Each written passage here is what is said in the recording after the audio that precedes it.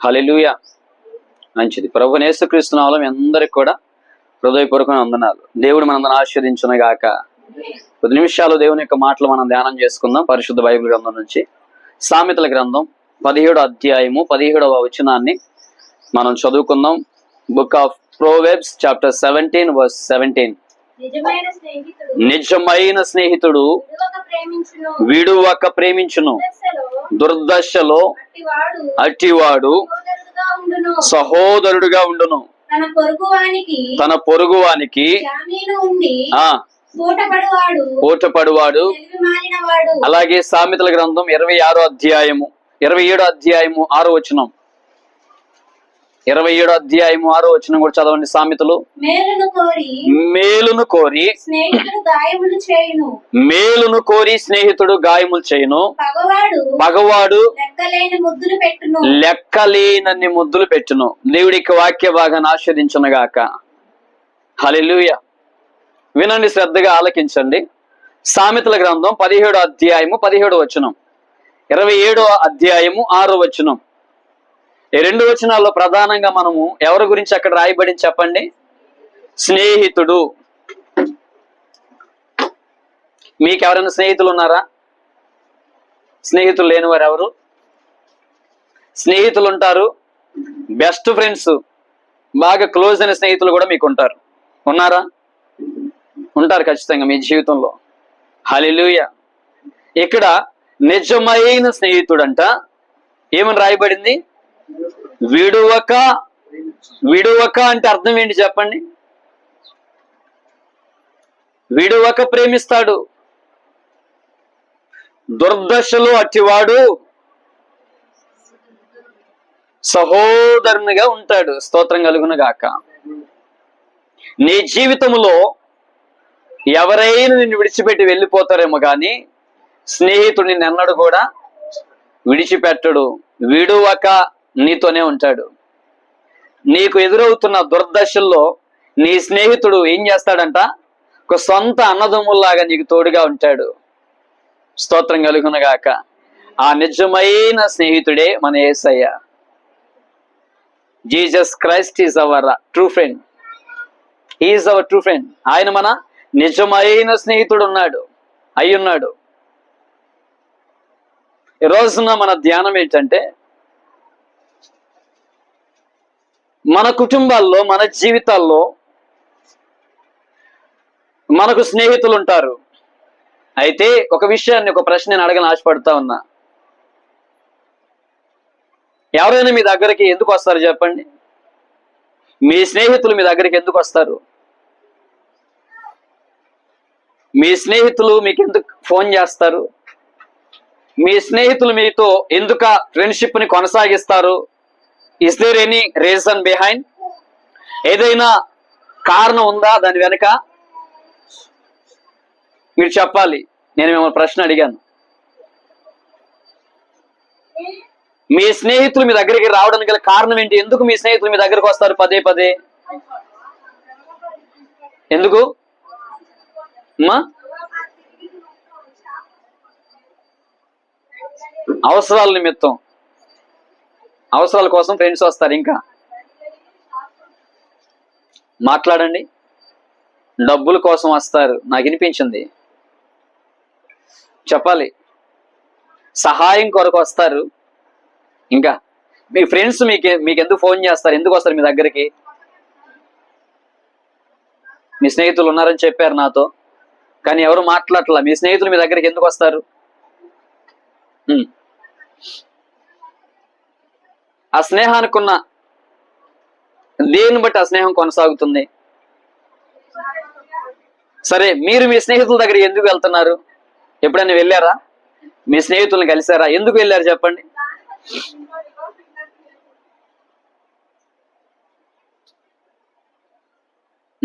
ఏదో ఒక పని నిమిత్తం, బుక్స్ కోసమో, వస్తువుల కోసమో, అవసరాల నిమిత్తమో స్నేహితుల దగ్గరికి వెళ్తూ ఉన్నారు. ఎప్పుడైనా వినండి, జాగ్రత్తగా నా వైపు చూడండి.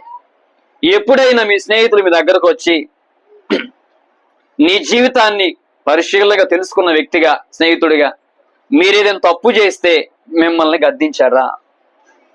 అలాంటి స్నేహితుడు ఒకడైనా ఉన్నారా? నా ప్రశ్న మీకు అర్థమైంది అనుకుంటున్నాను.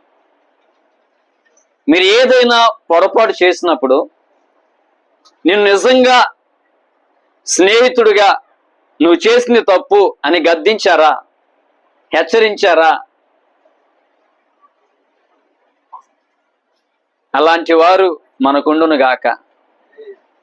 ఎందుకు ఈ మాట చెప్తున్నానంటే, నిజమైన స్నేహితుడే విడువక ప్రేమిస్తాడు. వాడు ఎలా ఉంటే నాకెందుకులే, ఆమె ఎలా ఉంటే ఎలా బ్రతికితే నాకెందుకులే, ఆమెలో ఎన్ని పొరపాట్లున్నా నాకు ఏ పట్టింపు లేదు, నాకు కావలసింది అవసరమైంది తన దగ్గర నుంచి నేను తెచ్చుకుంటే చాలు అనుకునేది నిజమైన స్నేహం కాదు కదా, నిజమైన బంధం కాదు కదా. హల్లెలూయా. ఎందుకు ఈ మాటలు నేను జ్ఞాపకం చేస్తూ ఉన్నానంటే, పరిశుద్ధ గ్రంథములో ఒక నమ్మకమైన స్నేహితుడు ఉన్నాడు. ఎవరో తెలుసా? ఆయన పేరు ఎవరైనా చెప్పగలరా? ఎవరైనా జ్ఞాపకం వస్తున్నారా? ఒక రాజు గారికి ఒక నమ్మకమైన స్నేహితుడు ఉన్నాడు. Any guesses? ఎవరతను? ఆ రాజుగారి పేరు దావీదు. ఇజ్రాయేలు ప్రజలందరికీ దావీదు మహారాజుగా అభిషేకించబడ్డాడు. ఆ రాజుగారి దగ్గర ఒక నమ్మకమైన స్నేహితుడు ఉన్నాడు. ఆయన పేరు చెప్తారా? ఎవరైనా జ్ఞాపకం వచ్చారా? చెప్పండి. యోనాతాన్ అని కొంతమంది అంటున్నారు. ఇంకా అంత మట్టుకే మనకు తెలుసు. కానీ యోనాతాను కాదు, అతను స్నేహితుడే. అతనుకు మించి దావీదుకు సమీపస్తుడుగా, స్నేహితుడిగా, వెన్నంటి ఉన్న నమ్మకమైన స్నేహితుడు ఒక వ్యక్తి ఉన్నారు. ఆయన పేరే నాతాను ప్రవక్త. ఏం పేరు చెప్పండి? నాతాను ప్రవక్త. ప్రవక్త అనే మాట హెబ్రీ భాషలో నుంచి తర్జుమా చేయబడింది. హెబ్రీ భాషలో నబీ అంటారు. చెప్పండి. నబీ అనగా ప్రవక్త. ప్రవక్త అనగా దేవుని చేత పంపబడిన ఆ మాటలన్నిటినీ మనుషులకు చేరవేసేవాడు. దేవుని సందేశమును ప్రజలకు ఉన్నది ఉన్నట్లుగా మార్చకుండా తీసుకొని సమాచారాన్ని అందించే వ్యక్తి. మనుషుల యొక్క భవిష్యత్తును గురించి, ప్రణాళికల గురించి, దేవుని యొక్క ఆలోచనల గురించి తెలియజేసే పనిని ప్రవక్త నిర్వర్తిస్తూ ఉంటాడు. పాత నిబంధన కాలాల్లో ఈ ప్రవక్త దీర్ఘదర్శిగా పిలువబడ్డాడు. హల్లెలూయా. దీర్ఘదర్శి అని రాయబడింది పరిశుద్ధ గ్రంథాల్లో. ప్రవక్త అని కూడా ప్రస్తావించబడింది. ఎవరిని ప్రవక్త అని పిలుస్తాం చెప్పండి? ప్రవక్త అంటే ఎవరు చెప్పండి? దేవుని యొక్క సందేశమును మనుషులకు చేరవేసే వ్యక్తి. అందరూ ప్రవక్తలు కాదు, కానేరరు. అందరూ ప్రవక్తనీయులు కాదు. హల్లెలూయా. దేవుని ప్రత్యక్షతను పొందుకొని దేవుని సందేశమును, జరగబోయే విషయాలను, దేవుని ఆలోచన, దేవుని చిత్తమును మన జీవితాల్లో ఏదైతే దేవుడు ఆలోచిస్తూ ఉన్నారో ఆ మాటలన్నిటిని కూడా దేవుని దగ్గర కనిపెట్టి, దేవుని దగ్గర మోకరించి, దేవునితో గడిపి ఆ సందేశమును పట్టుకొని వచ్చి ప్రజలందరికీ కూడా వినిపించే వ్యక్తి ప్రవక్త. హల్లెలూయా. దావీదు కుటుంబములో, దావీదు ఇంటిలో నాతాను ప్రవక్త యొక్క పాత్ర ఏంటి అని ఒకసారి మనం ఆలోచించేద్దాం. Hallelujah. What is the role of prophet Nathan in David house? దావీదు యొక్క గృహములో, ఇంటిలో నాతాను ప్రవక్త యొక్క రోల్ ఏంటి, పాత్ర ఏంటి, బాధ్యత ఏంటి? మీ స్నేహితుని పాత్ర మీ ఇంట్లో ఉంటుందా? జోక్యం చేసుకోడా? ఎప్పుడైనా మీ స్నేహితులు మీకు సలహాలు ఇచ్చారా? ఇవ్వలేదా? ఏ ఆలోచన చెప్పారా? నేను అంటాను, ఒకసారి వినండి జాగ్రత్తగా. ఏ ఆలోచన అయినా, ఏ నిర్ణయం అయినా ప్రియ కుటుంబమా, అది దేవుని దగ్గర నుంచి మాత్రమే నువ్వు తీసుకోవాలి. దైవజనుని అడిగి నువ్వు పొందుకోవాలి. హల్లెలూయా. ప్రతి పనిలో, ప్రతి ప్రారంభంలో, అది చదువైనా, ఉద్యోగమైనా, కెరీర్ అయినా, వ్యాపారమైనా, ప్రతి ఆలోచన ఎవరి దగ్గర నుంచి పొందుకోవాలి? ఎవరిని అడగాలి? ప్రవక్తను అడగాలి. ప్రవక్త ఎవరిని అడుగుతాడు? దేవుని అడుగుతాడు. దేవుని యొద్ద పొందుకుంటాడు. నువ్వు ఎవరిని అడుగుతున్నావు? నీకు బాగా క్లోజ్ అయిన బంధువులను అడుగుతావు. నీ ఇంటికి వచ్చే పోయేవారిని అడుగుతావు. నీ రక్త సంబంధికుని అడుగుతావు. నీ అన్నదమ్ములను అడుగుతావు. నీ అక్క చెల్లెలను అడుగుతావు. నీ తల్లిదండ్రులను అడుగుతావు. లేదా స్వతహాగా నీవు నిర్ణయాలు తీసుకొని నీ ఆలోచన ప్రకారముగా నువ్వు వెళుతూ ఉంటావు. అది ఎంత మాత్రం కరెక్ట్ కాదు. హల్లెలూయా. అది ఎంత మాత్రం నీకు ఆశీర్వాదము కాదు. నేను అంటాను, నీ జీవితంలో, నీ కుటుంబంలో నిన్ను విడువక ప్రేమించే స్నేహితుడు ఉండాలి. దుర్దశలో అట్టివాడు నీ సహోదరుడిగా ఉంటాడు. నువ్వు తప్పు చేసినప్పుడు గద్దించే స్నేహితుడు కావాలి. రోజున మనం తప్పు చేస్తే నన్ను ఎవరు ఏమీ అనకూడదు. నా మాట మీకు అర్థమవుతుందా? నువ్వెవరు నన్ను ఏలు పెట్టి చూపించడానికి? నువ్వెవరు నన్ను పాయింట్అవుట్ చేయడానికి? నా గురించే చెప్తావా? అర్థమవుతుంది నేను చెప్పే మాట మీకు? దేవుడు నాతో మాట్లాడుతున్నాడు అని స్వీకరించాల్సింది బదులుగా బలహీనమైన వారు, మూర్ఖులైన వారు దైవజనుని ద్వారా, ప్రవక్త ద్వారా పంపించబడిన సందేశమును తృణీకరించే వారుగా ఉంటున్నారు. అందుకే నీ జీవితం వర్ధిల్లలేకపోతా ఉంది. ఆత్మీయంగా మీరు ఎదగలేకపోతున్నారు. సహవాసాన్ని కోల్పోతున్నారు. పరిశుద్ధ అనుభవాల్లో మీరు ఉండలేకపోతున్నారు. స్తోత్రం కలుగును గాక. హల్లెలూయా.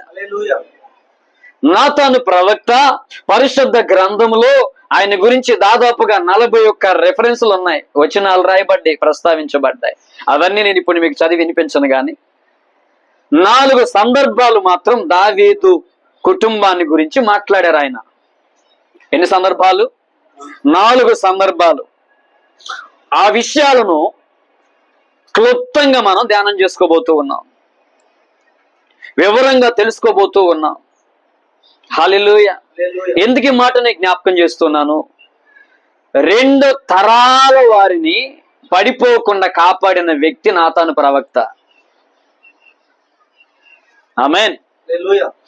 2 తరాలను కనిపెట్టుకొని వారి కొరకు కావలి కాసిన ప్రవక్త నాతాను ప్రవక్త. దేవుడు ప్రవక్తనైనా దైవజనునైనా నీ దగ్గరకు ఎప్పుడు ఎందుకు పంపిస్తాడో తెలుసా? దైవజనుడు మీ ఇంటికి ఎందుకు వస్తారు? ప్రవక్త నీతో ఎందుకు దేవుని విషయాలు చెప్తాడు? ఎందుకు గద్దిస్తాడు? ఎందుకు హెచ్చరిస్తాడు? ఇది సరైంది కాదు, ఇది సరైంది, నువ్వు వెళ్ళే మార్గము కరెక్ట్ కాదు అని ప్రవక్త ఎందుకు చెప్తాడు? చెప్పాల్సిన అవసరం ఏంటి అంటే, నిన్ను సరిదిద్దడానికి ప్రవక్తను దేవుడు పంపిస్తాడు. ఎందుకండి? నీ ఆత్మీయ జీవితాన్ని క్రమంలో పెట్టడానికి దేవుని మాట దైవజను మాట ఉంచి నీతో సూటిగా దేవుడు మాట్లాడతాడు. మాట్లాడేది దైవజనుడు కాదు, దేవుడే తన స్వరముతో నీతో మాట్లాడుతున్నప్పుడు ఆ స్వరమును నువ్వు విని గ్రహించి నీ జీవితాన్ని సరిదిద్దుకోగలిగినట్లయితే నీ కుటుంబము, నీ జీవితము అంతకంతకు వర్ధిల్లును గాక. వర్ధిల్లుతుందని ప్రభు చెప్తున్నారు. హల్లెలూయా. దేవుని సెలవు లేకుండా, దేవుడి సందేశాన్ని పంపకుండా ఏ ప్రవక్త కూడా నోరు తెరవడు. ఒకవేళ తెరుస్తున్నాడంటే అతను అబద్ధ ప్రవక్త.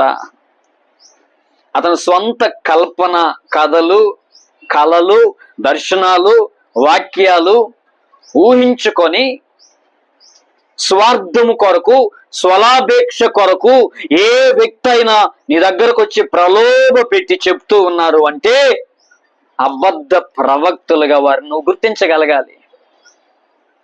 లేదంటే ఆత్మీయంగా నువ్వు బలహీనం అయిపోతావు. జాగ్రత్త. హల్లెలూయా. నాతాను ప్రవక్త దావీదు కుటుంబంలో, దావీదు సంస్థానములో ఆస్థాన ప్రవక్తగా ఉన్నాడు. పూర్వపు రోజుల్లో ఆస్థాన కవులు మనం విన్నాం. ఆస్థానములో సంగీత వాయిద్యాలు వాయించేవారు మనకు తెలుసు. ఆస్థానములో బొమ్మలు వేసేవారు మనకు తెలుసు. ఆస్థానములో పద్యములు పాడేవారు ఉంటారు. అలాగే ఆస్థానములో దేవుని ప్రజల గురించి రాజుగారి దగ్గర దేవుని యొక్క సందేశాలను, సమాచారం, ఆలోచనలు, నిర్ణయాలు చెప్పడానికి ఒక ప్రవక్త నియమించబడ్డాడు. దావీదు దగ్గర ఇప్పుడున్న ప్రవక్త ఎవరు చెప్పండి? నాతాను ప్రవక్త. నాతాను అనగా ఆ పేరుకి అర్థం ఏంటో తెలుసా? దేవుని బహుమానము, దేవుని బహుమతి, దేవుని దానము, దేవుడిచ్చినది, గిఫ్ట్ ఆఫ్ గాడ్. హల్లెలూయా. నాతాను అనగా దేవుని బహుమతి. దావీదు కుటుంబంలో దావీదు, నాతాను ఎంతో ఆత్మీయమైన స్నేహితులుగా ఉన్నారు. స్తోత్రం కలుగును గాక. ఇంకా చెప్పాలంటే నాతాను ప్రవక్త దావీదు కుటుంబము, దావీదు సంస్థానములో ఒక సలహాదారుడుగా ఉన్నాడండి. సలహా ఇచ్చేవాడిగా ఉన్నాడు, ఆలోచన చెప్పువాడిగా ఉన్నాడు. హల్లెలూయా. నాతాను నీతిమంతుడు, నాతాను పరిశుద్ధంగా బ్రతికినవాడు, నాతానులో ఏ పాపము, దోషము లేకుండా బ్రతికినవాడు, దేవునికి ఇష్టడుగా బ్రతికినవాడు. అటువంటి స్నేహితుడు మనకు ఉండాలి. సంఘములు అటువంటి వారు ఉండాలి. కుటుంబంలో అటువంటి నాతానులు ఒక్కలైనా ఉండాలి. నీ జీవితము నాతాను ప్రవక్త వలె మారాలి. అందుకొరకే నా ప్రయాస, అందుకొరకే ఈ సందేశం. ఈ సందేశాన్ని వింటున్న నీవు కూడా ఎవరైనా నీ ఎదుట పాపం చేసినప్పుడు, ఎవరైనా ఎదుట ఒక తప్పు చేసినప్పుడు నువ్వు దాన్ని ఖండించగలుగుతున్నావా? గద్దించగలుగుతున్నావా? ఆపగలుగుతున్నావా? మార్చగలుగుతున్నావా? లేదంటే వారితో రాజీ పడిపోయి కలిసిపోతున్నామా? ఆలోచన చేయవలసిన వారమై ఉన్నాం. ఒక సందర్భాన్ని మీకు జ్ఞాపకం చేస్తాను. బైబిల్ తీయండి. సమూయేలు 2వ గ్రంథం మొదటిగా 7వ అధ్యాయం మొదటి నుంచి కొన్ని వచనాలు మనం చదువుదాం. సమూయేలు 2వ గ్రంథం 7వ అధ్యాయము మొదటి నుంచి చదవండి.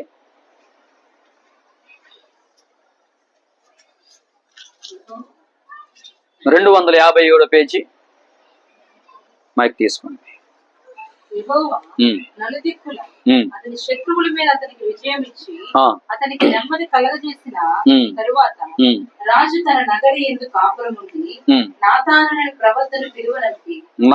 ప్రవక్తను పిలువనంపి దేవదారు ప్రాణంతో కట్టిన నగరి యందు వాసము చేయించుండగా దేవుని మందసము డేరాలో నిలిచి ఉన్నదనగా, దేవుని మందసము డేరాలో నిలిచి ఉన్నది అనగా యెహోవా నీకు తోడుగా ఉన్నాడు. దావీదు, యెహోవా నీకు తోడుగా ఉన్నాడు, నీకు తోచినదంతయు నెరవేర్చు అనెను. అయితే ఆ రాత్రి యెహోవాకు నాతానుకు ప్రత్యక్షమై సెలవిచ్చినదేమనగా, ఏమనగా, నీవు పోయి సేవకుడగు దావీదుతో ఇట్లనుము, యెహోవా నీకు ఆజ్ఞాపించినదేమనగా, ఏమనగా, నాకు నివాసము ఒక మందిరము కట్టింతువా, మందిరాన్ని కట్టిస్తావా ఐగుప్తుల నుండి నేను ఇశ్రాయేలును రప్పించిన నాట నుండి నేటి వరకు మందిరంలో నివసింపక డేరాలోను గుడారములను నివసించుతూ సంచరించితివి.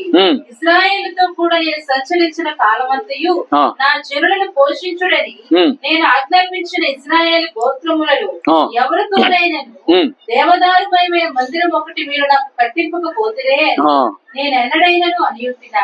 కాబట్టి నీవు నా సేవకుడు దావీదుతో ఇలాగ చెప్పుము, సైన్యములకు అధిపతియగు యెహోవా నీకు సెలవిచ్చినది ఏమనగా, గొర్రెల కాపులనున్న నిన్ను గొర్రెల దొడ్డుల నుండి తీసి ఇశ్రాయేలీయులను నా చెరుల మీద అధిపతిగా నియమించితిని. పోవు చోట్లను తోడుగా ఉండి నీ శత్రువులందరినీ నీ ఎదుట నిలవకుండా నేను నిర్మూలము చేసి లోకములోని గనులైన వారికి కలుగ పేరు నీకు కలుగజేసి ఉన్నాను. కదిలింపబడకుండా స్వస్థల మందు నివసించినట్లు దాని యందు వారి నాటి నా జనుల మీద న్యాయాధిపతిగా నియమించిన తరువాత జరుగుచూ వచ్చినట్లు దుర్బుద్ధి గల జనులు ఇకను వారిని కష్టపెట్టుకు ఉండినట్లుగా చేసి నీ శత్రువుల మీద నీకు జయమిచ్చి నీకు నెమ్మది కలుగజేసి ఉన్నారు. హల్లెలూయా. నాతాను ప్రవక్తతో దేవుడు దావీదును గురించి ఒక నిబంధనను ఇక్కడ జ్ఞాపకం చేస్తున్నారు. హల్లెలూయా. నాతాను దేవుడు సెలవిచ్చిన మాటలన్నిటిని కూడా దావీదుతో చెప్తూ ఉన్నాడు. దావీదు యొక్క హృదయ ఆలోచన ఏంటంటే, అతని యొక్క భారం ఏంటంటే, దేవదారు మ్రాణులతో చేసిన మంచి భవనములో నేను నివసిస్తున్నాను కదా, అయ్యో దేవుని మందసము గుడారములో ఉండిపోయింది, మిగిలిపోయింది.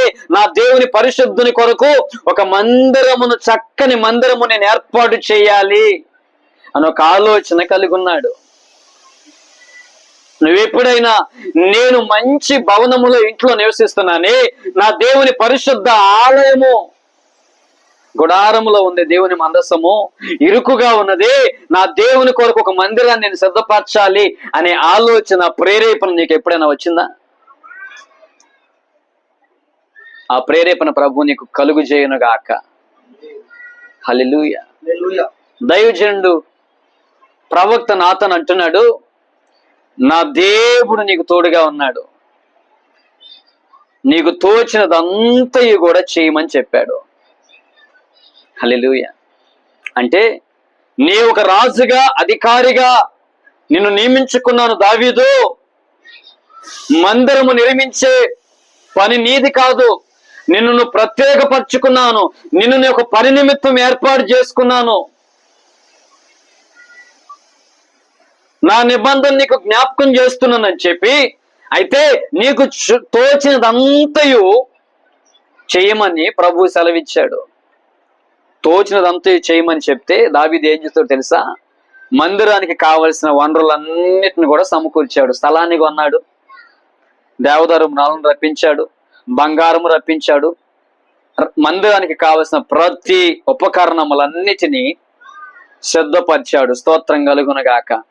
తను చనిపోయే లోపు తన కుమారుడైన సొలొమోను రాజుగా అభిషేకించబడేంత వరకు కూడా దేవుని మందిరానికి చేయవలసిందంతటిని కూడా దావీదు ప్రభు కొరకు చేశాడు.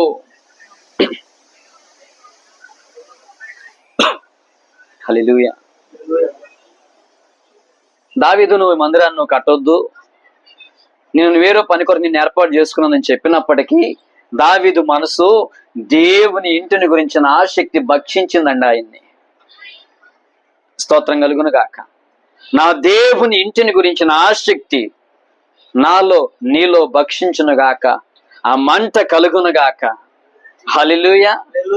దేవుని ఇంటిని గురించిన ఆసక్తి మనలో రావాలి. దేవుడు దావీదుతో చేసిన నిబంధన ఇక్కడ ఒక ఆదరణ.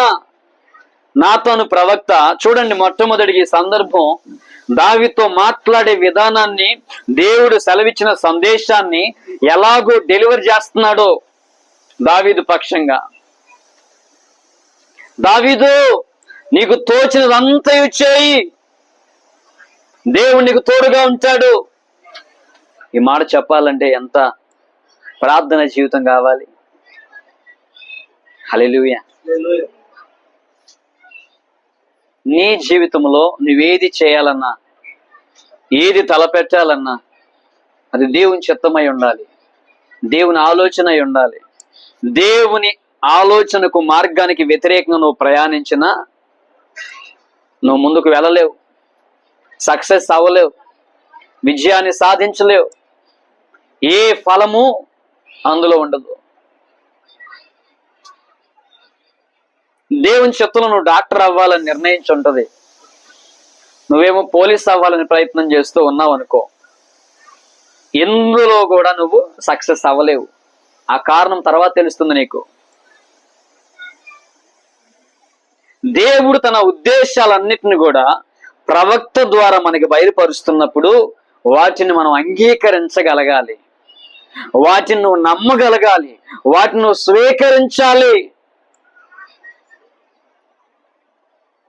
ఎవరైనా మా దగ్గరకు వచ్చి దేవుని ఆలోచించి చెప్పమని ప్రార్థన చేసి చెప్పమన్నప్పుడు కనిపెట్టి ప్రార్థన చేసి వారికి చెప్పినప్పుడు దాన్ని వారు నమ్మి విశ్వాసం ఉంచే ప్రకారంగా లోబడి చేస్తారు. హల్లెలూయా.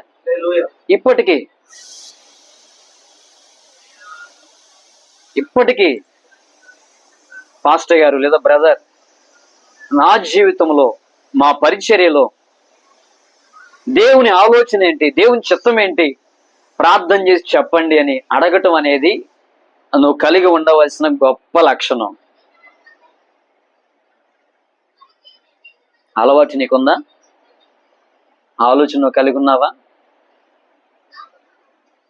నాతాను ప్రవక్త మొదటిగా దావీదు దగ్గరకు వచ్చి దేవుని హృదయంలో ఉన్న విషయాలన్నిటిని కూడా చెప్పేశాడు, ఒక్కటి కూడా దాచిపెట్టలా. ప్రవక్త అనే వ్యక్తి ఏది దాచుకోకుండా చెప్తాడు. మంచి వాటిని చెప్పి చెడ్డ వాటిని దాచిపెట్టుకోడు. ఆశీర్వాదాలు చెప్పి శాపాన్ని కీడును దాచిపెట్టుకోడు. దేవుడు ఏది ప్రకటించమంటే ఆ మాటలే ధైర్యముగా ప్రకటించిన వ్యక్తే నాతాను ప్రవక్త. మరొక సందర్భంలోకి వద్దాం.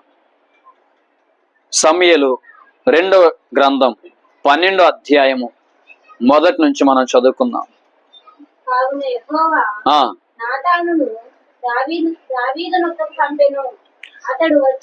నాతానుని దేవుడు దావీదు దగ్గరికి పంపించాడు. ఇది 2వ సందర్భం. అతడు వచ్చి దావీదుతో ఇట్లనెను, ఒకానొక పట్టణమందు ఇద్దరు మనుషులు ఉండిరి. ఇక్కడ నాతాను దావీదు మహారాజు దగ్గరకు వచ్చి ఉపమాన రీతిగా ఈ సందర్భాన్ని వివరిస్తున్నాడు. ఉపమానం అంటే ఏంటి చెప్పండి? ఉపమానాలు మీరు ఎప్పుడైనా విన్నారా? ఇలిస్ట్రేషన్స్ అంటారు ఇంగ్లీష్ లో. ఉపమానము అంటే అర్థం ఏంటంటే పర సంబంధమైన ఆత్మ సంబంధమైన విషయాలను భూ సంబంధమైన వాటితో పోల్చి వివరించి చెప్పడాన్నే ఉపమానం అంటారు. Illustration definition. పర సంబంధమైన విషయాలను, ఆత్మ సంబంధమైన విషయాలను భూ సంబంధమైన వాటితో పోల్చి వివరించి చెప్పడాన్ని ఉపమానం అంటాం. ఇదే ఉపమానం యొక్క అర్థము, నిర్వచనం. ఇక్కడ నాతాను ప్రవక్త దావీదు దగ్గరకు వచ్చి ఉపమాన రీతిగా చెబుతున్న ఉపమానం ఏంటో తెలుసా? చదువుదామా? ఒక పట్టణమందు ఇద్దరు మనుషులు ఉన్నారు. ఒకడేమో ఐశ్వర్యవంతుడు, ఒకడు దరిద్రుడు. విస్తారమైన గొర్రెలున్నాయి, గొడ్లున్నాయి. అయితే ఆ దరిద్రునికి తాను కొనుక్కొనిన ఒక చిన్న ఆడ గొర్రె పిల్ల తప్ప ఏమీ లేకపోతే, ఆ పేదవానికి ఒక ఆడ గొర్రె పిల్ల చిన్నది ఒకటి మాత్రమే ఉన్నది. ధనవంతుడికేమో విస్తారమైన గొర్రెలు గొడ్లు ఉన్నాయి. గమనించండి వ్యత్యాసము. వాడు దానిని పెంచుకొనుచుండగా అది వాని యొద్దను వాని బిడ్డల యొద్దను ఉండి పెరిగి వాని చేతుల ముద్దులు తినుచు వాని గిన్నెలోనిది త్రాగుచు వాని కౌగిట పండుగవచ్చు వాటిని కుమార్తె వలె ఉండెను. ఏ గొర్రె పిల్ల అయితే ఆ బేదవాన్ దగ్గర పెంచబడుతూ ఉందో అది వారితో కలిసి ఆ కుటుంబస్తులతో కలిసి ఎంతో సన్నిహితముగా సహవాసమును కలిగి ఆనందమును కలిగిస్తా ఉన్నది. అట్లుండగా మార్గస్థుడొకడు ఐశ్వర్యవంతుని యొద్దకు వచ్చెను. అతడు తన యొద్దకు వచ్చిన మార్గస్థుని ఆయుక్తము చేయుటకు తన గొడ్లలోని దేనిని ముట్టనల్లక ఆ దరిద్రుని గొర్రె పిల్లను పట్టుకొని తన యొద్దకు వచ్చిన వానికి ఆయుక్తము చేసెను. ఆ మార్గము గుండా ఒక వ్యక్తి వెళ్తూ ఉన్నాడు. ఆ వ్యక్తి దూర ప్రాంతంలో ధనవంతుడు అయిన గొర్రెలున్నాయి, గొడ్లున్నాయి, అవన్నిటిని కూడా పక్కన పెట్టాడు. కానీ అతని దృష్టి ఎవరి మీద పడిందో తెలుసా? దేని మీద పడిందో తెలుసా? ఆ చిన్న ఆడ గొర్రె పిల్ల మీద పడింది. దావీదు ఈ మాట విని అది తీసుకున్నాడు, దాన్ని కోరుకున్నాడు. దావీదు విన్న వెంటనే చూడండి, ఆ మనుషుని మీద బహుగా కోపించుకొని యెహోవా జీవముతోడు దేవుని జీవముతోడు నిశ్చయముగా ఈ కార్యము చేసిన వాడు నిశ్చయముగా ఎవరైతే కార్యము చేశాడో మరణానికి పాత్రుడు అని దావీదు మహారాజు ప్రకటించాడు. వాడు కనికరము లేక ఈ కార్యము చేశాడు. ఆ గొర్రె పిల్లకు ప్రతిగా 4 గొర్రె పిల్లలు ఇవ్వాలని నాతానుతో అంటున్నాడు. తర్వాత మాట చదవండి. నాతాను దావీదును చూచి ఆ మనుష్యుడవు నీవే. ఇశ్రాయేలీయుల దేవుడైన దావీదు ఆ మనుషుడు ఎవరో కాదు. ఆ మార్గాన పోతూ నీ దగ్గర విస్తారమైన సౌకర్యాలు ఉన్నప్పటికీ ఒక బేదవాని ఆడ గొర్రె పిల్లని తన భార్యను కోరుకున్నావు, ఊరియాను కోరుకున్నావు, తనతో పాపము చేశావు.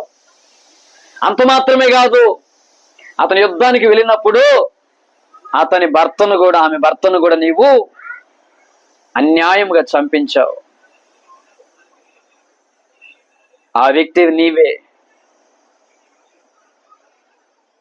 అని ధైర్యముగా దావీదు మహారాజు యొక్క తప్పుని చూపించిన ప్రవక్త అండి నాతాను. హల్లెలూయా.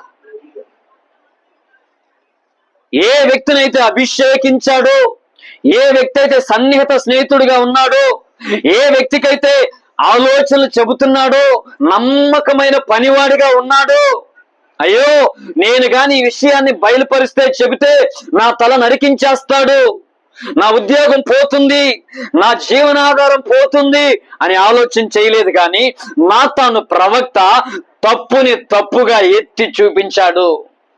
పాపమును పాపముగా దావీదుకి జ్ఞాపకం చేశాడు.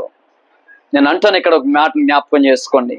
దావీదు పాపము చేసి ఏమి ఎరుగని వ్యక్తిగా పశ్చాత్తాపడకుండా వచ్చి సింహాసనం మీద కూర్చున్నాడు. ఈరోజు చాలా మంది రహస్యముగా నీవు చేస్తున్న పాపములు, అతిక్రమములు, దోషములు నన్నెవరూ చూడట్లేదులే, నేనెవరికి కనిపించలేదులే, నా మాటలు ఎవరికి వినిపించట్లేదులే, నేను గదిలో చేసినవి ఎవ్వరు కూడా కనిపెట్టలేరులే అని ఆలోచన కలుగున్నావా? నా దేవుడు సర్వాంతర్యామి, ఆయనను చూస్తున్నాడు. ఆయన చూచుచున్న దేవుడై ఉన్నాడు. ఆయనని ప్రతి మాట వినగలిగిన దేవుడై ఉన్నాడు. ఎప్పుడైతే నాతాను దావీదుతో ధైర్యముగా నువ్వు తప్పు చేశావు అని చెప్పాడో, దావీదు స్పందన ఎలా ఉందో తెలుసా? మరి నీ స్నేహితుడు నీ దగ్గరకు వచ్చి నువ్వు చేసిన తప్పని ఎప్పుడైనా చెప్పినప్పుడు మనం ఆ వ్యక్తితో ఏం చేస్తాం చెప్పండి? ఇక నీకు నాకు ఫ్రెండ్షిప్ కట్. అలా చేయరా? చేస్తారు చాలా మంది. నువ్వు నాకు ఫ్రెండ్వే కాదు, ఇంకా వెళ్ళిపోరా, వెళ్ళు అని స్నేహాన్ని ఏం చేస్తారు చెప్పండి? అంటే మనల్ని సరి చేసే వారితో మనం కంటిన్యూ చేయమండి ఎప్పుడు కూడా. నేను ఆత్మీయంగా నువ్వు పడిపోయినప్పుడు, నువ్వు జారిపోయినప్పుడు నీ చెయ్యి పట్టుకొని నిలబెట్టే స్నేహితుడే. హల్లెలూయా. ఆ స్నేహభావం, ఆ సహవాసము, ఆ అధికారము, ఆ ధైర్యము నీ దైవజనుడికి దేవుడిస్తాడు. నిన్ను గద్దించే దైవజనుడు ఉన్నందుకు నువ్వు సంతోషంగా ప్రభువుని స్తుతించు. నీ తప్పుని ఎత్తి చూపించే దైవజనుడు నీకున్నందుకు సంతోషించు, గర్వపడు. హల్లెలూయా, హల్లెలూయా. ఎప్పుడు నా తప్పులే చెప్తారు. అర్థమవుతుందా నీకు? అందరి ముందు నన్ను తిడతారు. ఎప్పుడు ఈ పాస్టర్ గారు నన్ను కోపగించుకుంటారు. ఇక ఈ మందిరానికి నేను రాను. పాస్టర్ గారికి నాకు మాటలు లేవు ఇంకా. హల్లెలూయా. పాస్టర్ గారితో నేను పలకట్లేదు ఇంకా. వారి ఫోన్ నేను ఎత్తను.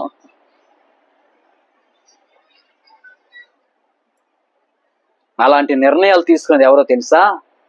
బలహీనమైన వారు. నువ్వు నిజంగా బలవంతుడు అయితే, బలవంతురాలు అయితే, దేవుని ద్వారా వచ్చే సందేశమును నువ్వు తల వంచి స్వీకరించి దావీదు వలె సరిచేసుకుందువుగాక. దైవజనుడు లోపం ఉండదు, దేవునిలో తప్పులు ఉండవు. నేను ఇలాగే చెప్తా, నేను ఇలాగే బోధిస్తా. ఎందుకంటే దేవుడు చెప్పిన మాట ఉన్నదన్నట్లుగా చెప్పాలి కాబట్టి. నా మాటలు కటువుగానే ఉంటాయి. నిన్ను నవ్వించే అవసరం నాకు లేదు, నిన్ను మెప్పించాల్సిన అవసరం నాకు లేదు, ముఖస్తుతి చేయాల్సిన పని నాది కాదు. హల్లెలూయా. నాతాను ప్రవక్త ఎప్పుడైతే దావీదు యొక్క లోపమును, పాపమును జ్ఞాపకం చేశాడో 51వ కీర్తనలో మనం చూస్తాం. దుఃఖముతో, పశ్చాత్తాపముతో, రిపెంటెన్స్ తో, దేవా నా యందు శుద్ధ హృదయమును కలుగజేయమని ఏడుస్తూ ప్రార్థన చేస్తున్నాడు. నీకు ఆయాసకరమైన మార్గము నా యందు ఉన్నదేమో, నన్ను పరిశోధించి పరీక్షించి ఇస్సోపుతో కడిగయ్యా, హేమము కంటే తెల్లగా మార్చయ్యా. నా అంతరంగములో స్థిరమైన మనసు నూతనంగా పుట్టించు ప్రభువా. నీ పరిశుద్ధాత్మ నా యొద్ద నుంచి తీసివేయొద్దు.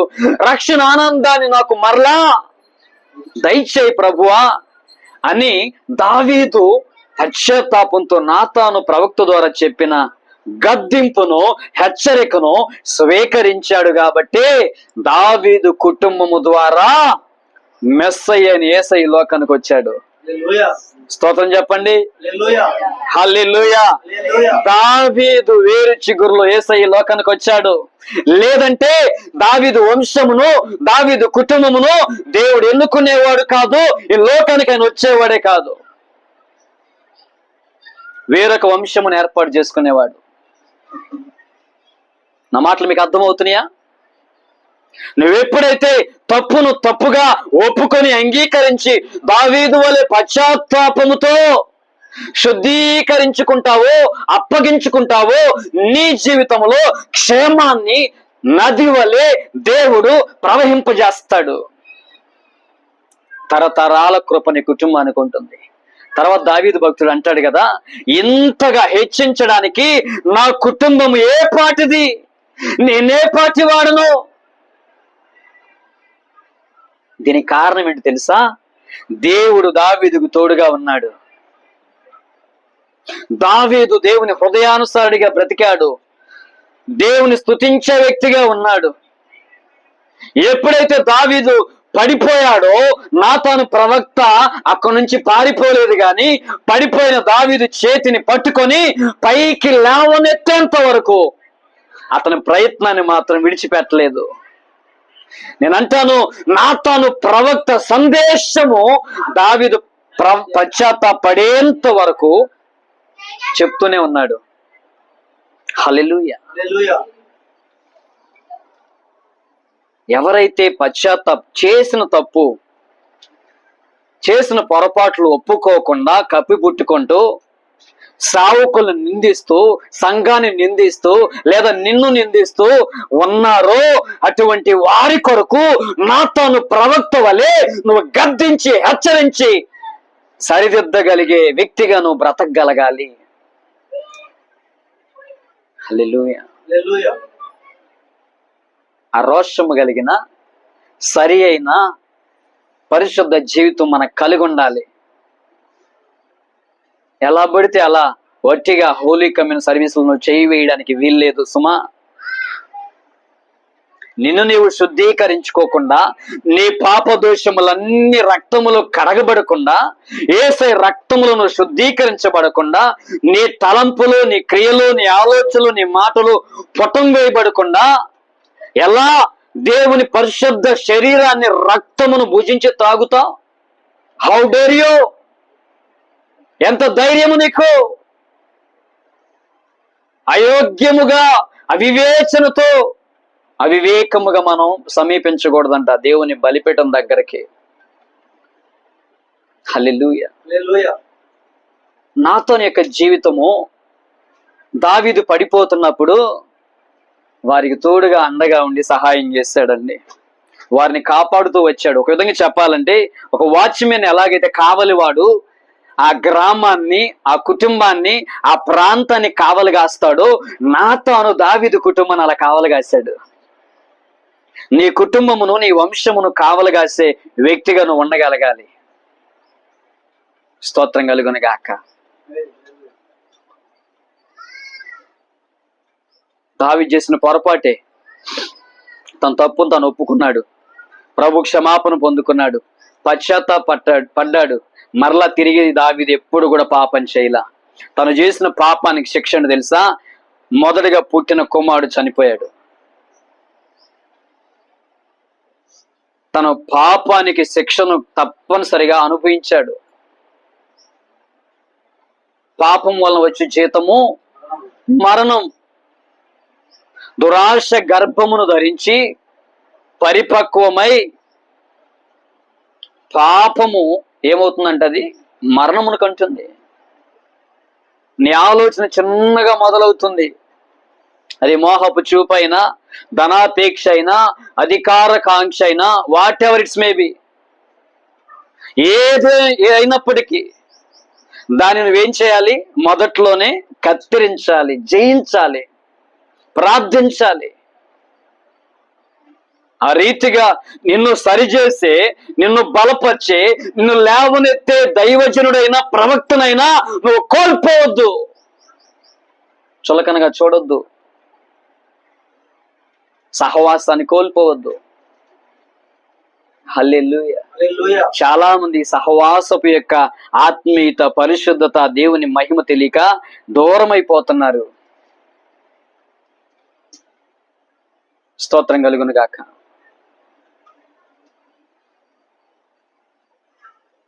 నాతాను ప్రవక్త వెన్నంటి ఉండి ఆ కుటుంబాన్ని ఎలాగైతే సరిచేశాడో, నీవు నీ కుటుంబాన్ని కూడా అదే రీతిగా కావలి కాసి సరిచేసే వ్యక్తిగా ఉండాలి. నీ కుటుంబంలో ఎవరైనా తప్పు చేస్తే ఎందుకు సమర్థించే వ్యక్తిగా మీరు ఉంటున్నారు?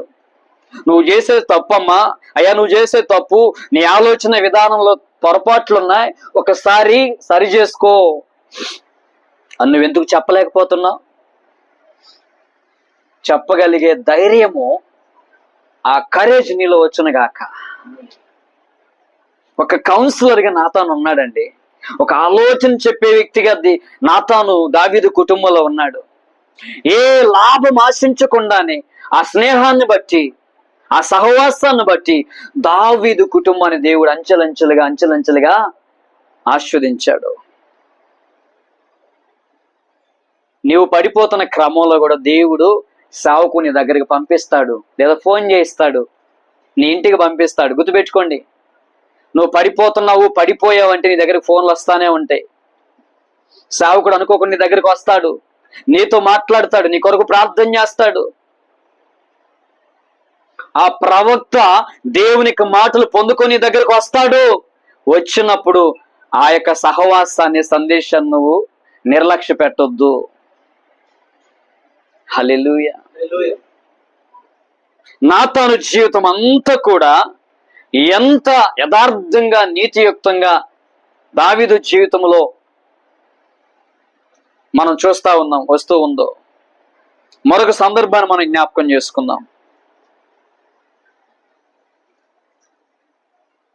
దినవృత్తాంతాలు మొదటి గ్రంథం 22వ అధ్యాయం 8వ వచనం చదవండి.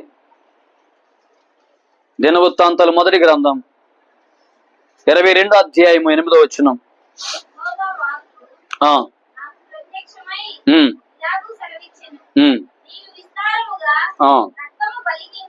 దావీదుతో నాతాను ప్రవక్త అంటున్నాడు, దావీదు నువ్వు విస్తారముగా రక్తమును వలికించి గొప్ప యుద్ధములు జరిగించావు కదా, నీవు నా నామానికి మందిరాన్ని కట్టించకూడదు దావీదు, నా సన్నిధిని నీవు విస్తారముగా ఓడ్చితివి కదా. ఒక కుమారుడు సమాధానకర్తగా ఉండబోతున్నాడు. అతని శత్రువులందరినీ నేను తోలివేసి సమాధానము నేను కలుగు చేయబోచున్నాను. అందువలన అతనికి సొలొమోను అని పేరు పెట్టబడుతుంది. అతని దినములలో ఇశ్రాయేలీయులకు సమాధానము విశ్రాంతియు దయచేయుదును. చాలండి. నాతాను ప్రవక్త దావీదు దగ్గరకు వచ్చి, దావీదు నీ చేతులకు రక్తం అంటుకొని ఉన్నదయ్యా, రక్తాపరాధములు గొప్ప యుద్ధములు చేసావు కదా, నీ చేతితో మందిరము కట్టబడదు. మందిరము మహిమగల మందిరము దేవుని నామ ఘనత కొరకు నీకు పుట్టబోయే కుమారుడైన సొలొమోను చేత కట్టించుకుంటాడు దేవుడు. హల్లెలూయా. సొలొమోను ద్వారా యెరూషలేము మందిరం కట్టబడింది. దేవుని నామ ఘనత కొరకు ఆ మందిరం అంతా దేవుని మహిమతో నింపబడింది. జ్ఞానముతో దేవుడు సొలొమోను నింపాడు. తన పరిపాలనలో గొప్ప విజయాలను దేవుడు సొలొమోనుకి, దావీదు వంశానికి అనుగ్రహిస్తూ వచ్చాడు. హల్లెలూయా. 4వదిగా రాజులు మొదటి గ్రంథం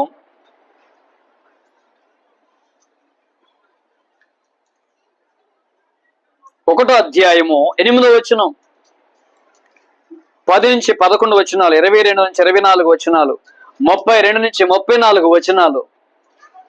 ఈ వచనాలన్నీ కూడా మీరు చదివితే ఈ వచనాల్లో ఉన్న మాట ఏంటంటే, దావీదు తర్వాత సింహాసనం దక్కించుకోవడానికి అక్కడ చాలా మంది కుయుక్తులు బనుతూ ఉన్నారు. అనేకమైన ఆలోచనలు కలిగి ఉన్నారు. ఎలాగైనా దావీదు సింహాసనాన్ని లాక్కోవాలి, సొలొమోను సింహాసనం దక్కించుకోవడానికి వీల్లేదు అని ఆలోచనలు పన్నాగాలు పన్నుతూ ఉన్నారు. అప్పుడు వచ్చాడు నాతాను ప్రవక్త. హల్లెలూయా, హల్లెలూయా. ఎవరైతే దావీదు సింహాసనాన్ని దక్కించుకోవాలని ప్రయత్నం చేస్తున్నారో వారందరూ కూడా గద్దించాడు. దావీదుకి ఆలోచన చెప్పాడు, నీ కుమారుడైన సొలొమోను రాజుగా ఉంటాడు, అతన్ని అభిషేకిస్తాము, అతను రాజుగా పరిపాలిస్తాడని. అంటే ఇక్కడ దేవుని యొక్క ఆలోచన ప్రకారంగా దావీదు కుటుంబంలో ఎదురవుతున్న శత్రువులను, దురాలోచనలు అన్నిటిని కూడా నాతాను ఏం చేశాడండి? ఖండించాడు, వారిని గద్దించాడు. దగ్గరికి రాకుండా, రాజకీయాలు రాకుండా నాతాను వారిని దూరపరిచాడు. స్తోత్రం కలుగును గాక. సొలొమోను కాలంలో కూడా నాతాను కొంతకాలం ప్రవక్తగా ఉండి దేవుని యొక్క సందేశాన్ని, దేవుని యొక్క ప్రత్యక్షత, దేవుని యొక్క ఆలోచనలో సొలొమోనుకి పంచుకుంటూ వెళ్ళాడు. తద్వారా మంచి పరిపాలన ఇశ్రాయేలు ప్రజలకి దేవుడు వారికి అందించగలిగాడు. దేవుడు వారితో మాట్లాడుతూ వచ్చాడు. హల్లెలూయా. మిగిలిన ప్రవక్తలు చాలా మంది ఉన్నారు. ఉన్నప్పటికీ నాతాను ప్రవక్త ఒక నమ్మకమైన ఆస్థాన ప్రవక్తగా, ఒక కౌన్సిలర్గా, అడ్వైజర్గా, ఆలోచన చెప్పువాడిగా, దేవుని యొద్ద విచారణ చేసి వచ్చేవాడిగా, దావీదు కుటుంబం పడిపోతున్నప్పుడు చీకట్లో ఉన్నప్పుడు, అంధకారములో ఉన్నప్పుడు, సాతాను బంధకాల్లో ఉన్నప్పుడు వారిని పట్టించుకొని పరామర్శించి వారి దగ్గరికి వెళ్ళి వారిని ఆదరించి వారిని గద్దించి హెచ్చరించి దేవుని సరైన మార్గములో దావీదు కుటుంబాన్ని నాతాను నడిపించిన వాడిగా ఉన్నాడు. స్తోత్రం కలుగునుగాక. నీ జీవితంలో వ్యక్తిగతంగా ఎన్నో సందర్భాల్లో ఏదో ఒక పొరపాట్లు మనం చేస్తాం. మన కుటుంబాల్లో ఎవరో ఒకరు పొరపాట్లు చేయని వారు ఉండకపోరు. ఆ సందర్భంలో మనము దేవుని ఆలోచన ప్రకారంగానే వెలుదుముగాక. ఆమేన్. హల్లెలూయా. దేవుడు సెలవిచ్చిన మాట ఎన్నడూ నిరర్ధకము కానేరదు. వాగ్దానం చేసిన దేవుడు నమ్మదగిన వాడు. ఆయన మాట ఇచ్చి మాట తప్పని దేవుడు.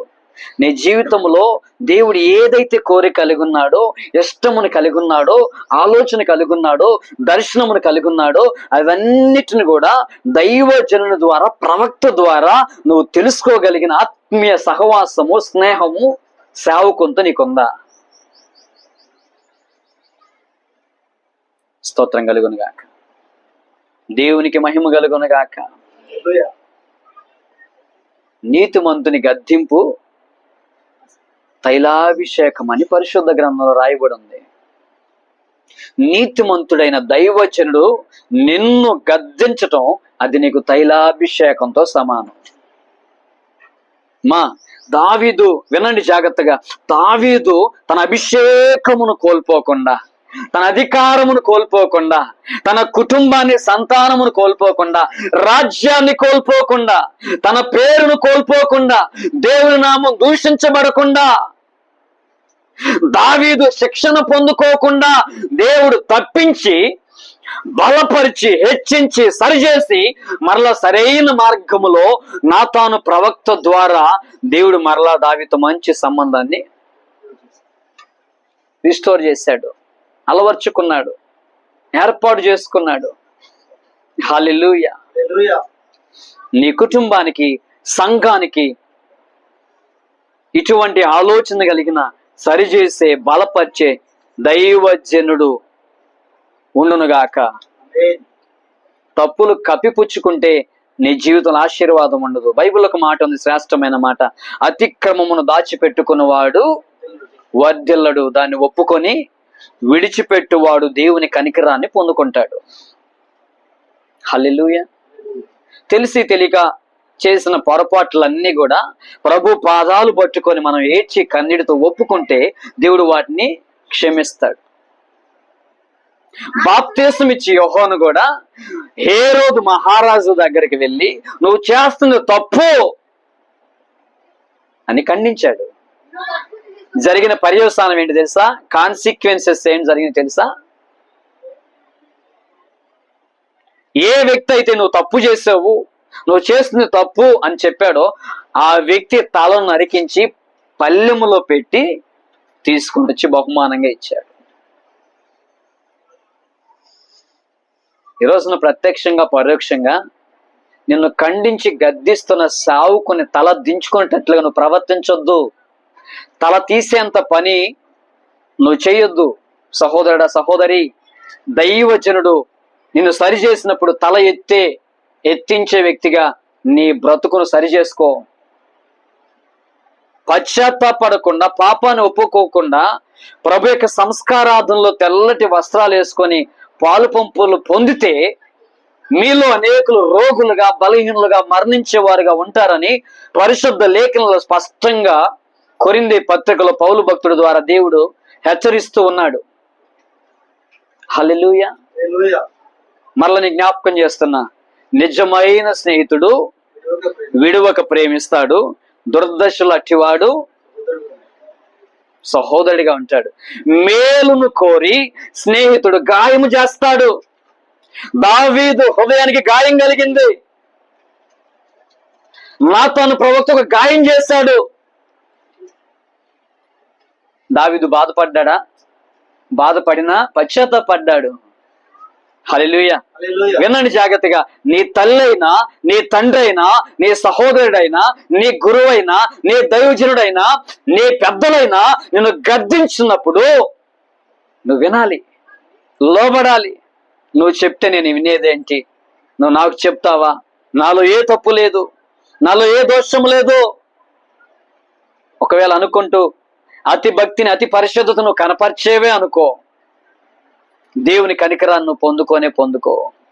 ప్రియ అవున బిడ్డ, ప్రియ సహోదరి సహోదరుడా, ప్రియ సంగమ, ప్రియ దైవ జనాంగమ, దేవుని యొక్క మాట, దేవుని యొక్క ఆలోచన, దేవుని యొక్క సందేశము, దేవుని యొక్క ప్రత్యక్షత మనకి కలుగునట్లుగా సంఘముతో, స్నేహకులతో మంచి ఆత్మీయ సహవాసాన్ని మనం కలిగి ఉందము గాక.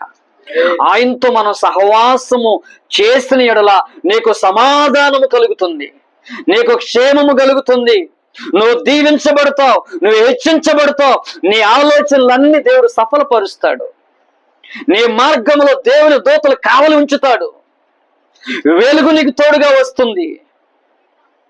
హల్లెలూయా. దావీదు జీవితంలో పతనాస్థితికి వెళ్ళిపోయి, పడిపోయి, చీకట్లో అంధకారంలో ఉన్నప్పుడు నిజమైన స్నేహితుడుగా నాతాను ప్రవక్త ఉండి దావీదు మేలు కోరుకున్నాడు, దావీదు క్షేమం కోరుకున్నాడు. ఎస్తేరు గ్రంథంలో మొర్దెకై అనే ఒక వ్యక్తి ఉన్నాడండి, మంచి వ్యక్తి, జనుల యొక్క, మనుషుల యొక్క క్షేమాన్ని విచారించే వ్యక్తిగా ఉన్నాడండి ఆయన. చివరి అధ్యాయంలో, చివరి వచనాల్లో ఉంటది ఆ మాట. మొర్దెకై జనులందరి, ప్రజలందరి క్షేమమును కోరుకున్నవాడుగా, విచారించేవాడుగా ఉన్నాడు. మనమైతే బాగున్నారా అని అడుగుతాం. ఒకవేళ బాగోలేదని చెప్తే మనం ఏం చేస్తున్నామా? ఏమైనా చేయగలుగుతున్నామా? నువ్వు చేయగలిగినప్పుడు క్షేమమును విచారించే వ్యక్తిగా నువ్వు ఉందముగాక. దేవుని యొద్ద విచారించి కనిపెట్టి పొందుకొని ఆ మాటలు చెప్పడం ఎంత దీవెన ఆ కుటుంబానికి, ఆ సంఘానికి. స్తోత్రము కలుగునగాక. అటు ప్రత్యక్షత, అటు పరిశుద్ధత, అటు ప్రేమ, అటు సహవాసము, స్నేహము మనందరికి కూడా ప్రభు దయచేయునుగాక. మనము సంఘములో అవయవాలమని గుర్తుపెట్టుకోండి. క్రీస్తు సంఘానికి శిరస్సు అయి ఉన్నాడు. మనం అందరం కూడా ఏకమును సైక్యత కలిగి మనము కలిసి ప్రభువుని స్తుతించుదుముగాక, ప్రభువుని గణపరచుదుముగాక, ఆయన మాటలు ప్రకటించుదుముగాక. తప్పు చేసిన వారిని మనం దిద్దుదుముగాక, ఖండించుదుముగాక, హెచ్చరించుదుముగాక. తప్పు చేసిన వారు కొట్టమని నేను చెప్పట్లా, నువ్వు చేసింది తప్పు అని చెప్తే చాలు. అతను తప్పును అతనికి చెప్పగలిగితే, గుర్తించేటట్లు వివరించగలిగితే ఉపమాన రీతిగా చాలు. ఎవరు కూడా స్వీకరించట్లే ఈ రోజులో తప్పును తప్పుగా. నిజమైన విశ్వాసి, నిజమైన క్రైస్తవుడు, నిజమైన దేవుని బిడ్డ ఏదైనా ఒక ఆలోచన చెప్పినప్పుడు, ఒక గద్దింపు చెప్పినప్పుడు దాన్ని స్వీకరిస్తాడండి. ఆమేన్. అట్టి కృప, అట్టి అభిషేకం, అట్టి నడిపింపు, సమాధానం పరిశుద్ధాత్మ దేవుడు మనందరికి కూడా ఈ కడవరి దినాలు అనుగ్రహించి నడిపించునుగాక. దావీదు ఇంటిలో నాతాను ప్రవక్త యొక్క పాత్ర వారు పడిపోతున్నప్పుడు, వారు జారిపోతున్నప్పుడు, వారు కృంగిపోయినప్పుడు లేవనెత్తేదిగా, బలపరిచేదిగా, కాపాడేదిగా ఉంది. మరి నీ ఆత్మీయ జీవితంలో నువ్వెలా ఉన్నావు? నీ పాత్ర ఏంటి దేవుని ఇంట్లో? నీ కుటుంబంలో నువ్వు ఎలా బ్రతుకుతున్నావు? నీ స్నేహితునికి ఎలా స్నేహాన్ని ఏ విధంగా నువ్వు బిల్డ్ చేసుకుంటున్నావు? ఒకసారి కనులు మూసుకొని మోకరించి ప్రార్థన చేసుకుందామా? మీ అందరి కొరకు ఒక చిన్న ప్రార్థన చేస్తాను.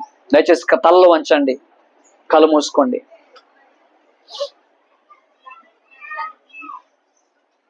పరిశుద్ధుడా, ప్రేమ కలిగిన మా తండ్రి, నీ ఘనమైన శ్రేష్టమైన నామాన్ని బట్టి వందనాలు. ఇప్పటి వరకు నీ వాక్యపు వెలుగులో ప్రభువా, దావీదు ఇంటిలో ఒక నమ్మకమైన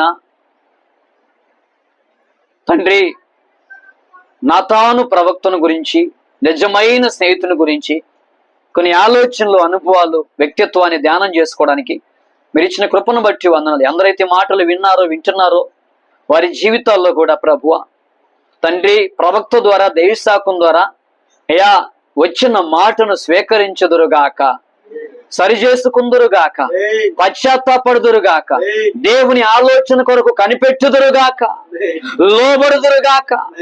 అట్టి మనసును, కృపను ప్రతి ఒక్కరికి నాకును మాకును దయచేయమని, పరిశుద్ధపరచమని, శుద్ధీకరించమని, హిస్సోపుతో కడగమని, అంతరంగంలో స్థిరమైన మనసు నూతనంగా కలుగజేయమని మీ పాదాలు పట్టుకుంటూ సమస్త మహిమ ఘనత ప్రభావాలు మీరే పొందమని అతి త్వరలో రానయ్యున్న యేసయ్య శక్తి కలిగిన నామములో ప్రార్థించి వేడుకొనుచున్నాము మా తండ్రి. ఆమేన్. అందరికి వందనాలు. దేవుడు మనం ఆశీర్వదించును గాక. ఆమేన్.